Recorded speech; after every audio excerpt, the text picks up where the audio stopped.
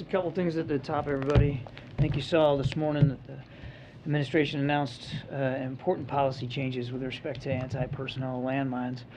After conducting a comprehensive policy review, the United States is now joining the vast majority of countries around the world in committing to limit the use of anti-personnel landmines. The use of these weapons put more civilians at risk of being injured by unexploded mines, including children, long after the fighting has stopped, and the President believes strongly that we need to curtail their use worldwide. So this new commitment will align U.S. policy outside of the Korean Peninsula with the key requirements of the Ottawa Convention. That's the international treaty that prohibits the use, stockpiling, the production, and the transfer of these weapons. The United States is the world's single largest financial supporter of steps to mitigate the harmful consequences of landmines and explosive remnants of war all around the world. Since 1993, the United States has provided over $4.2 billion in aid to over 100 countries for conventional weapons destruction programs. And I'm happy to take questions on that a little bit later. The last thing I just want to open up with is, I think you know the President is preparing for his next trip. This will be to Germany for the G7 and then on to Madrid for the NATO summit. He came into office with the express purpose of revitalizing and reinforcing our allies, our alliances, and our partnerships around the world, and that's exactly what he's done with the G7 and with NATO. His leadership and diplomacy elevated these partnerships as central to meeting the biggest challenges of our time and advanced our shared values to define the decades to come. He has been unafraid to use the convening power of the United States, which is still ample, still relevant, still viable. The free world has demonstrated incredible unity and resolve to advance three key objectives that I think you're going to see are essential to this trip. And we're going to get some time a little bit later on in the week to preview the trip with more detail. But I'll just tell you, these are the three overarching objectives the President has. One, reinforcing our unwavering support of a democratic, sovereign, and prosperous Ukraine and holding Russia accountable for its war of aggression. Two, managing the disruptions in the global economy, including energy and food prices that are caused by this war of aggression that are impacting families all over the world, including here at home. And three, charting an affirmative vision for the world in which democracies can deliver and that we are confident will win over autocratic and corrupt visions. Again, we'll have more to share later in the week, including a background call I think we're going to be doing here in the next day or so, and you guys will all get an invitation to that. So with that, we'll take some questions. Thanks, John. What can you tell us about this second American who appears to have died in combat in Ukraine? Don't know a whole lot, but I think you saw the State Department has confirmed that another American citizen has been killed in the fighting in Ukraine, and I'd point you to State for more details on that. Obviously, at the outset, our hearts go out to the family, which are clearly enduring an incredible grief here. Again, we want to stress that this is not the place or the time for Americans to go to Ukraine. It is a war. And if you want to help the people of Ukraine, there's a whole lot of other better options to do that than going and putting yourself in harm's way in the middle of that war. The President said yesterday that he speaks to Vladimir Zelensky 3 or 4 times a week. Is that accurate, or is that a bit of hyperbole? We only get a readout of their conversations once every couple of weeks. He speaks to Mr. Zelensky on a routine, regular basis. And I couldn't sit here and give you the exact count. This is the beginning of week 3 for me here. But he speaks to President Zelensky on a very routine, regular basis. And I would add, it's not just the President. The Department of Defense, the Department of State, the Secretary of State, Secretary of Defense speak with their counterparts, again, on a routine, regular basis. Chairman of the Joint Chiefs, try this again using syllables. The Chairman of the Joint Chiefs of Staff talks to his counterpart regularly, too. And there's an awful lot, and I would go so far as to say almost daily, conversation with the Ukrainians at lower staff levels at both DOD and the Department of State. April? Hi, John. Hey, April. 2 questions. Going back to Ukraine, could you talk about the implications of the grains issue that's heightening in Ukraine as the president of Ukraine talked to the AU about it, the African Union about it, and also the repercussions of what happened in Texas on a national security front when it comes to basically calling President Biden the acting president? I'm going to come back to you on the second one because I'm not completely sure I understand the question. But on the first one, let me just do the grain one first. We've talked about this before. President Putin is, no kidding, weaponizing food. Let's just call it what it is. He's weaponizing food. He's got an essential blockade there in the Black Sea so that nothing can leave by sea, and that's, of course, how Ukraine has historically gotten its grain to markets. And so the president's working with leaders around the world to see if there's other overland ways we can do that. And he's exploring a range of options. He's keeping an open mind about how that would look. And there's lots of other of our partners, particularly in Europe, who also want to see that done. So there's a lot of work being done here. But as I said, I think the other day, last week, we know time is not on our side. I mean, this grain is a perishable commodity, so we want to get it out as fast as we can. Yeah. And on the second question, on the national security front, especially as we're seeing what's happening with the January 6th committee, what does it do on the national security front for Texas to make those strong statements about the 2020 election? I'm afraid I didn't see the comments. Can you elucidate? The Texas Republican platform, I think is what she's referring to. No, I don't, thank you, no. They're rejecting the president. What's happening is they're saying the president is acting president. The state of Texas. I'm sorry. Okay, yep, I did. I'm sorry. I Look, can take that one too. But it's on the national security Oh, front. there's, okay. on the national security front, I mean, look,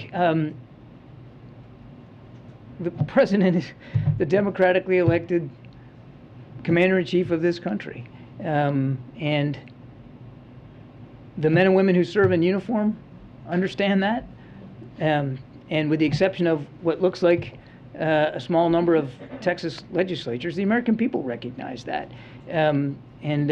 He has the authority, he has the power, he has the responsibility to defend this country. And the things that we're talking about today, whether it's landmine use or grain shipments or assisting Ukraine, is all about our national security, and the president is charged with preserving and maintaining that national security. And it, again, with the exception of a small number of folks there in Texas, the American people recognize that and understand that. John, what do you make of the Kremlin saying that the Americans captured in Ukraine aren't covered under the Geneva Convention protections for prisoners of war? Yeah, we've seen the comments by Mr. Peskov with respect to this, not ruling out certain protections. I would tell you a couple of things. One, we still are trying to learn more about these two individuals. Okay. Number two, it's appalling that a public official in Russia would even suggest the death penalty for two American citizens that were in Ukraine. We're going to continue to try to learn what we can here about this, and again, stay in touch as much as we can with the families. If they're not afforded protections under the Geneva Convention, what's the course of action that you're thinking about? I don't think it'd be useful for us to get into hypotheticals right now, Jackie. I mean, we got more homework here to do, but I do think it's important for us to make it clear, totally appalling, for even the suggestion that result could be the outcome here for these two individuals. Hey, thanks, Karine. John, the Chinese have imported a record amount of oil from Russia, and the trade between the two countries is growing. What message do you have to the Chinese related to this? I think this is just a piece of China's willingness to continue to go along with Russia, and we're seeing this as yet another example of a growing collaboration between China and Russia with respect to Ukraine. We have, as we've said at the outset, called on China to be a responsible power here and to join the rest of the world in condemning what Russia has done in Ukraine and in enforcing sanctions against Russia for it. So it's just another example. And look, it's also another example of how global security really is interconnected. It's not just about security on the European continent. It's connected. What's happening in Ukraine, this is a perfect example of how it's connected to national security, our national security interests, and those of allies and partners in the Indo-Pacific as well. But at what point do they rise to the level where they're breaking sanctions or pushing the line for those sanctions that the U.S. Would like to impose? Well, again, they haven't been participants in the sanction regime so far. Go ahead, you do follow up.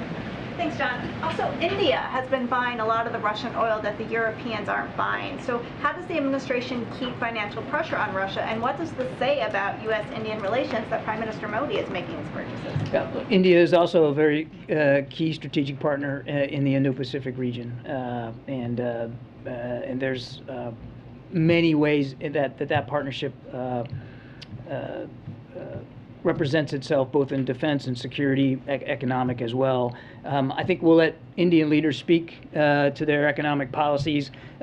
What I can just tell you is we value this bilateral relationship with India, and we continue to want, obviously every country has to make their decisions for themselves. These are sovereign decisions, but we want as much pressure put internationally on Russia as possible. There needs to be, just last point, there needs to be costs and consequences for what Mr. Putin is doing. Anything will President Biden be asking G7 leaders to do next week to bring down the cost of energy and bring down the cost of food? I'm not going to get ahead of the agenda too much today. We'll have more to talk about the trip in the next day or so with more specifics. So I'm not really prepared today to go into too much detail. But as I said in my opening comments, one of the objectives that the president has here for the G7 is to talk to international leaders inside the G7 about supply chain issues, food and fuel supply around the world, and try to minimize the pressures that it has put populations all over the world. But we'll have more a little bit later. Is there anything that you think that they can do working in coordination to prevent a global recession? I think leadership matters a lot here. Multilateral leadership matters a lot because this isn't just affecting the United States, it's affecting the whole world. And I know the president's looking forward to having discussions with world leaders about what together they can do, whether it's increased production or less, more capacity for refining, less dependence. And this is one of the reasons, the president is so committed to clean energy here in this country. That's one way of making us energy independent too. So advancing, it's also good for the climate. So there's an awful lot of cross-cutting objectives here. All right, just two more. Follow-up. Do you believe, John, the Peskov comments, obviously in coordination with Vladimir Putin, do you believe they're about more than the discrete facts involving these Americans, but a signal, a larger sort of tactical signal to the American president, to the government, about ways they can use American citizens as a part of this conflict? I gave up a long time ago trying to get inside Mr. Peskov's head, certainly Mr. Putin's. It's hard to know with great accuracy the answer to your question. But either way, it's equally alarming. Whether they actually mean what they're saying here and that this could be an outcome, that they could levy a death penalty against 2 Americans that were fighting in Ukraine, or that they just feel it's a responsible thing for a major power to do, to talk about doing this as a way of signaling the President of the United States and the American people. Either one of them is equally alarming, and that's why, again, we find it appalling. Yeah, go ahead. Thank you. John, why the United States is trying to block the African countries to work with Russia? There is a discussion going on right now at the Senate that the United States is trying to force basically the African countries not to work with Russia. I don't know if you're aware, Russia have relation with many African countries, and Angola is one of them, and many other countries. But right now, it looks like there is a discussion going on at the Senate that the United States is trying to make African countries not to work with Russia. In the beginning, President Biden said that he will work with all nations, Europe, Asia, and even African countries diplomatically. Why don't let the African countries decide who to work with instead of just impose them not to work with, for example, Russia? Yeah, I can't speak for the discussions that are going on in the Senate about this, but you kind of answered the question yourself when you went back to what the president has long said about his foreign policy objectives and goals. Look, he respects and understands that sovereign nations make sovereign decisions. Sovereign nations get to decide who they're going to associate with or who they're not going to associate with. He understands that. He also understands, and I think has been very clear with leaders around the world, that there needs to be consequences for what Mr. Putin is doing in Ukraine. There needs to be costs. He needs to be held accountable for this unprovoked war of aggression. And so it's difficult for him to look at countries around the world who might be willing not to impose those consequences, who might be looking for ways to reward Mr. Putin for what he's doing in Ukraine. So it's a principled... Forcing countries not to work with Russia? This isn't about, Why don't ma'am? them decide? No, ma'am, this is not about forcing. And again, I can't speak to the language you're talking about from the Senate. This isn't about forcing anybody. It's about standing up for a principle. The principle here is the principle of sovereignty. So it cuts both ways. You know, obviously sovereign nations need to be able to make their own decisions. The president understands that. That's why, you know, when we were talking about whether Ukraine would or wouldn't join NATO, it's not up to Mr. Putin to get a veto on that. Sovereign nations have to make that decision, and so does the NATO alliance. He understands the sovereign decisions that nations in Africa have to make. But he also believes and stands strongly on the principle that Mr. Putin needs to suffer consequences for this war of aggression, consequences around the world as well. And so he doesn't believe that it's in the interests of what's going on in Ukraine or European security, for that matter, for Mr. Putin to be able to get off scot-free here. And when the president will travel to Africa, John, he traveled to Europe, Asia, but not Africa. When? I don't have a trip announcement to make today. Mr. Kelly, is the president tracking the situation in Ethiopia? Yes, he is. And also on the billions of dollars that have flown to Ukraine, how much of that money has gone to gun manufacturers in the U.S.? How much money has gone to... $40 billion. Are you talking about the money, Ukraine, the money that we are approved to Ukraine? How much of that money has gone to gun manufacturers here in the U.S.? Okay, if you mean defense contractors, we can give you that, and we can have somebody get you the amount of contracts that are going to be or are being let under the Ukraine Security Assistance Initiative. This is for defense articles, weapons and systems that Ukraine needs. If you're asking me how many are going, you mean like firearm manufacturers here in the United States? Yes. How much of them, all the money that has gone to Ukraine, how much of that money actually goes to Ukraine? To the degree that we supply small arms and ammunition, right, to Ukraine, we can get you that figure. I don't have it handy, but that's small arms and ammunition, combat arms that they're using in the field. And, you know, we get caught up a lot talking about HIMARS, right? Long-range rocket systems and artillery systems and tanks and all that. All those big-ticket items that the Ukrainians say they need, and it's true they do. But what they'll also tell you is that the bullets and the small arms are making a big difference every single day, because the fighting in the Donbass is close combat. A lot of long-range fires, lots of artillery, no question. But it's a lot of small arms combat too. So we forget about that. It's an important set of defense articles and systems that we've been sending to Ukraine, and we're going to continue to do it for as long as we can. But as for the exact figures, I have to get that for you. President Biden's response to Israel that has been threatened by Russia. Thank you. All right, thanks. We don't have a lot of time, guys, because we have to leave at 1:45, I believe, for the president's local travel. Okay, so I have something really quick at the top, and then I'll take a question. So today, President Biden and First Lady are visiting a local COVID-19 vaccination clinic hosted by the DC Health to highlight the recent authorization and recommendation of COVID-19 vaccines for children under the age of 5. This weekend, the CDC formally recommended use of the COVID-19 vaccine for this age group following the FDA's authorization on June 17th. Marking a key milestone that ensures for the first time since the pandemic began that nearly every American can access protections from life-saving COVID-19 vaccines, including our youngest Americans aged 6 months and up. Following the visit, the president will deliver remarks at the White House on COVID-19 vaccines for children under 5 and the historic progress the country has made in fighting COVID-19 with safe, effective vaccines available virtually to all Americans. Go ahead, Josh. Thanks, Karine.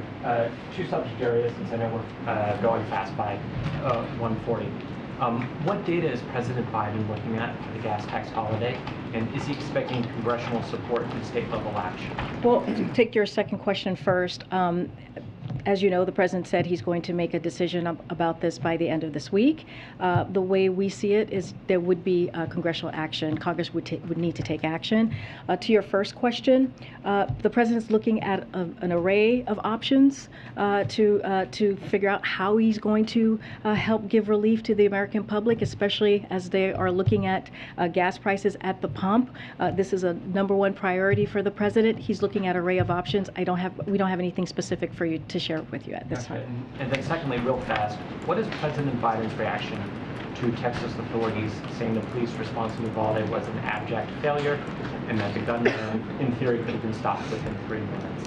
You know, this is something that the president has talked about this very deeply. It is very the actions that we have seen and the reports that we have seen is deeply concerning. The president has said that. As you know, DOJ is doing a review. We're going to leave it to their findings and their review before we'll say anything more. But it is deeply disturbing to hear the reports on what happened on the ground on that day.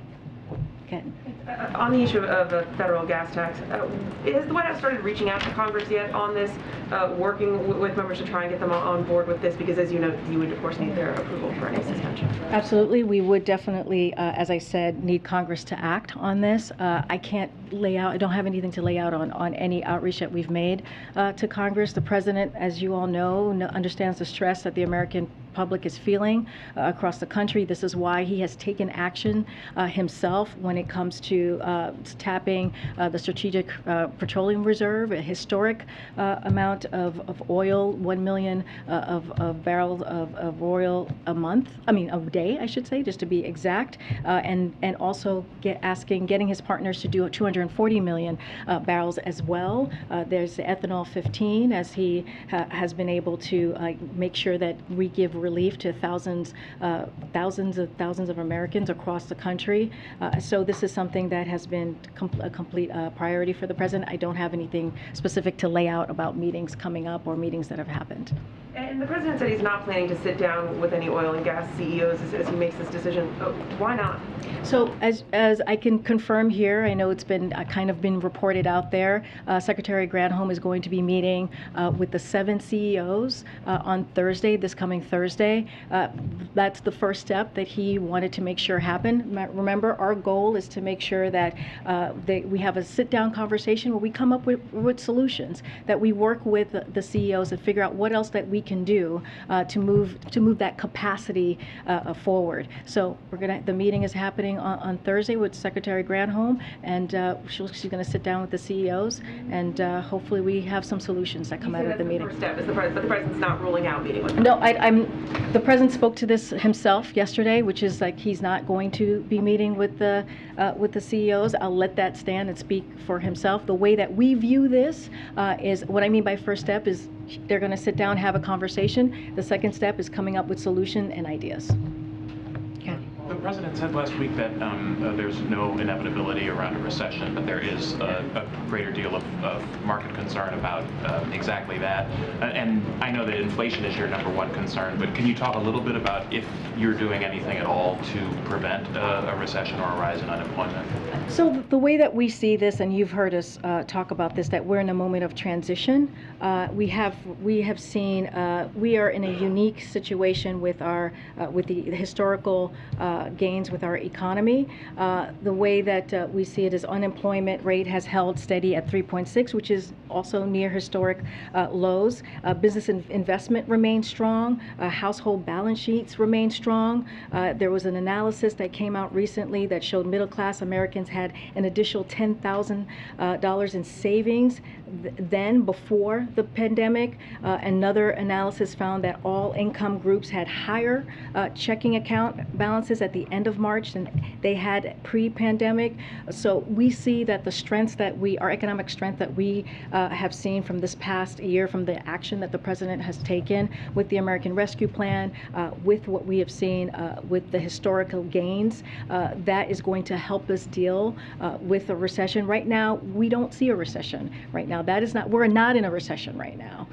Right now we're in a transition where we are going to go into a place of stable and steady growth, and that's going to be our focus. And just one more. AAA was out with a report today saying that there's going to be a record number of people driving for the 4th of July holiday, and I'm wondering what that tells you about whether inflation is in fact the top concern for the American people, and whether there's a role for conservation to play given the extreme demands on energy supplies right now. Well, say a little bit more. You're saying Americans are happy, it would seem, to go out I see what you're and saying. to pay as much money as gas costs to go on vacation and do all of the things that they would normally do. In fact, more so than in the past. So what do you think about that? And do you think it's appropriate given the constraints on energy supplies globally right I mean, now? look, Americans are going to do what they feel is right for themselves and for their family. That's not something for us to make a judgment on.